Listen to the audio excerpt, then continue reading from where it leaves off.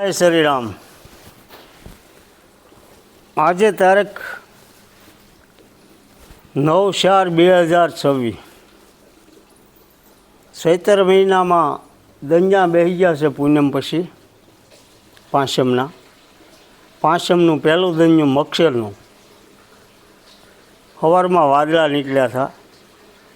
છે ગાયરું કહેવાય, પણ હવે એ વરહું એટલે દૂધતું દંજું કહેવાય, એટલે બહુ સારું કહેવાય। પણ થોડુંક કેવરાવ છે સ્ટાર્ટિંગમાં વાવણીમાં, અમુક ગામ થાય ને અમુક ગામમાં ઓછો થાય ને એવું કદાચ બને।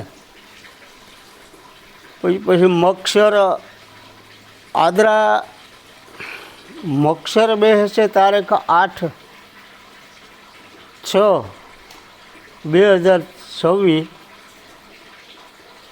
એટલે જૂન મહિનાની 8 તારીખે।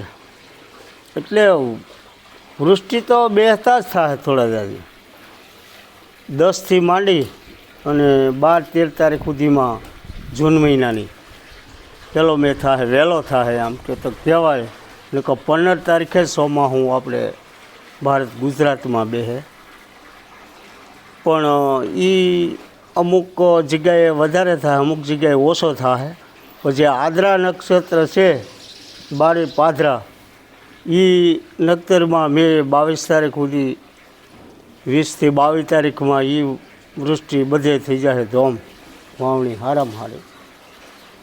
અને વરસાદ પાણી તો સારા રહે, કારણ કે આદરામાં તે એ સવારે વાદળા નીકળ્યા અને અમુક જગ્યાએ એ દંજું તે વર્યું, એટલે દૂધતા દંજા કહેવાય। છાંટા ખરી સારું, ખાલી વાદળા નીકળ્યા હોય ને ન વરે તો એ ઘાવર્યું ગણાય, આ ઘાવર્યું ન કહેવાય। અને પછીનું છે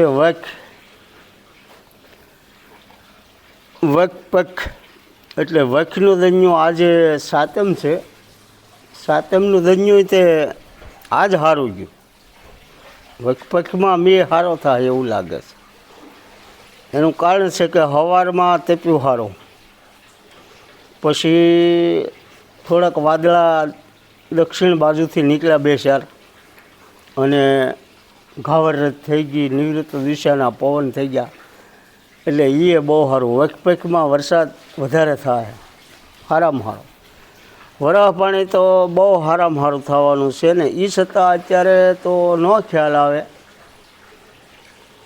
ગણેશોત્સવમાં જે આપણે અખાત્રીનું જોઈએ એમાં વધારે ખ્યાલ આવશે, અત્યારે તો ન બહુ ખ્યાલ આવે, દંજાને આધારે હાલે।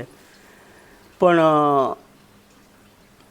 વૈશાખ મહિનાની જે અખાત્રી આવે એમાં ખ્યાલ આવી જાય કે પૃથ્વી કેટલી ઝૂકે છે દક્ષિણ બાજુ, અને ઝુકાવ કેવો છે એ અખાત્રીમાં બતાવે। રાફડા કોળવા, ઝાડવા બધું કોળી જાય, એ ઉપરથી ખ્યાલ આવી જાય।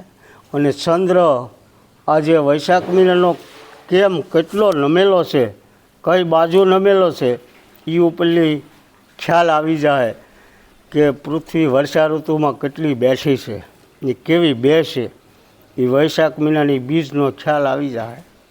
અને એ અખાત્રીમાં તરત એના કેટલી બેઠી એ અખાત્રીના પવન બતાવશે, કઈ બાજુથી આવશે, કેટલી પૃથ્વી ઝૂકી છે વર્ષા ઋતુમાં, કઈ સાઈડ ઝૂકી છે, એ બધું અખાત્રીમાં બતાવે। અખાત્રીને આધારે તો આખું વર્ષ બંધારણ થઈ જાય ચોમાસાનું, કારણ કે પૃથ્વીનું ઝુકાણ કેવું છે એ બીજ બતાવે છે।